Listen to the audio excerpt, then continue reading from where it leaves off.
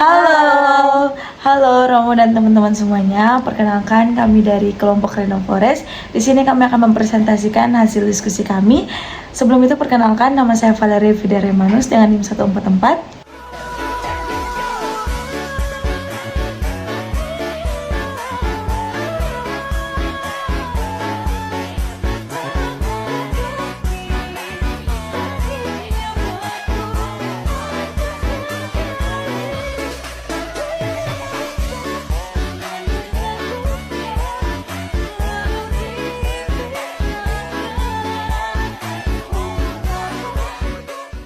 Saya Ismiati Nurul Aulia dengan NIM 173.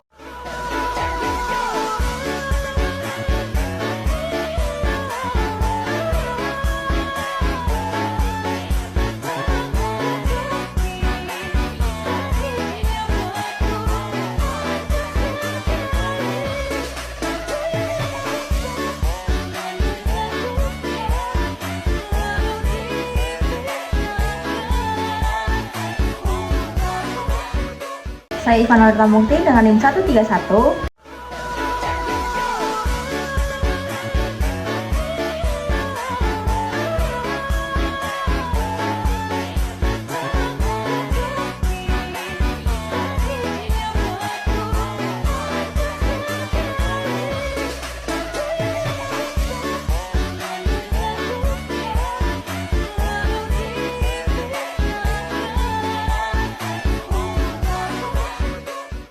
Oke, di sini kami akan langsung mempresentasikan hasil diskusi kami. See you.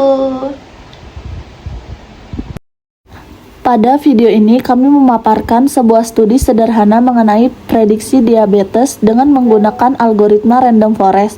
Permasalahan utama yang ingin dijawab adalah dapatkah status diabetes seorang diprediksi hanya berdasarkan sejumlah variabel klinis sederhana seperti kadar glukosa, tekanan darah, indeks massa tubuh, usia, dan beberapa parameter pendukung lainnya. Data yang digunakan berasal dari dataset PIMA IDIANS Diabetes dengan variabel target bernama outcome yang bernilai 0 untuk pasien tidak diabetes dan 1 untuk pasien diabetes. Data dibagi menjadi 70% data latih dan 30% data uji. Model kemudian dibangun menggunakan algoritma random forest dengan 100 pohon keputusan. Hasil pengujian menunjukkan bahwa model menghasilkan akurasi sebesar 76,96% dengan sensitivitas 61,73% dan spesifitas 85,23%.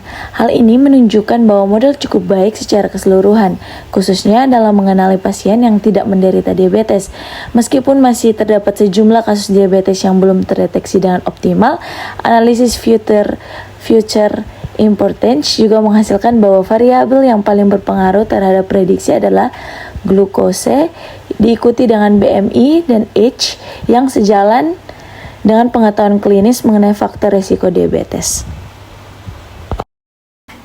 Secara umum dapat disimpulkan bahwa random forest mampu memodelkan hubungan antar fitur klinis dan fitur status diabetes dengan performa yang cukup baik, sehingga berpotensi digunakan sebagai alat bantu screening awal. Namun demikian, model ini tetap memerlukan penyempurnaan lebih lanjut antara lain melalui penyesuaian parameter, penanganan ketidakseimbangan kelas, serta integrasi dan pertimbangan klinis oleh tenaga kesehatan profesional. Jadi pada bagian pertama saya akan menjelaskan mengenai dataset dan persiapan datanya. Jadi kelompok kami itu menggunakan dataset diabetes di mana setiap baris mewakili satu pasien dengan beberapa fitur klinis seperti kadar glukosa, tekanan darah, BMI, umur, dan sebagainya. Variabel yang ingin kami prediksi adalah outcome dengan nilai 0 artinya pasien tidak diabetes dan 1 artinya pasien diabetes. Tujuan model adalah membantu mengklasifikasikan pasien berdasarkan fitur-fitur ini. Yang pertama, dataset kami baca dengan read.csp karena kami ingin melakukan klasifikasi variabel outcome diubah menjadi faktor dengan dua level 0 dan 1. Kemudian kami membagi data menjadi data latih dan data uji dengan proporsi 70 banding 30. Fungsi konsep deteksi dalam kurung 1, 2, 3 digunakan supaya pembagian ini bisa direplikasi. Jadi kalau kode dijalankan ulang, komposisi train test tetap sama. Lalu selanjutnya pada bagian saya akan membangun model random forest. Di sini saya akan menggunakan syntax outcome. Berarti kita memprediksi outcome dengan menggunakan semua variabel lain sebagai prediktor. Kami menggunakan 100 pohon keputusan. Nah, random forest ini dia akan bekerja dengan mengambil banyak pohon pada sampel data yang berbeda dan kemudian akan mengambil voting mayoritas. Pendekatan ini biasanya lebih stabil dan kurang overfitting dibandingkan satu pohon tunggal. Nah, untuk opsi import change sama dengan true, kami akan aktifkan supaya nanti bisa menghitung seberapa penting masing-masing fitur.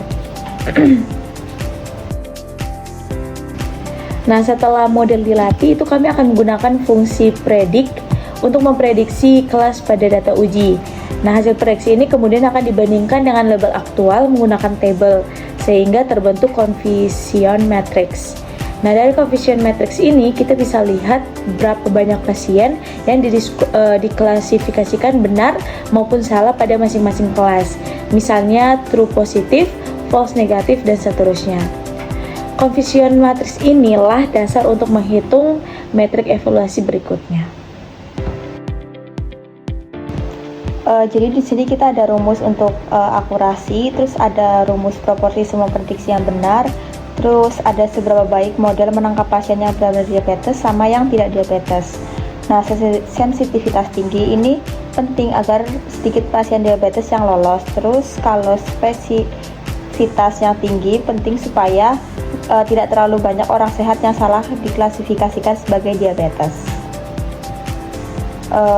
Selanjutnya ada importance RF model. Ini tuh untuk mengukur kontribusi tiap fitur terhadap penurunan impurity Gini di seluruh pohon.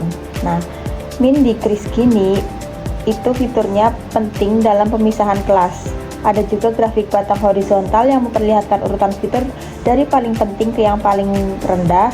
Selanjutnya ada fitur seperti glucose, BMI, dan age yang muncul di atas. Itu menunjukkan pengaruh kuat terhadap keputusan model. Sekian dari presentasi kelompok kami. Apabila ada yang salah, kami mohon maaf. Bye. Adik? Tidak jadi. Jadi bye-bye. Gak mau bye-bye.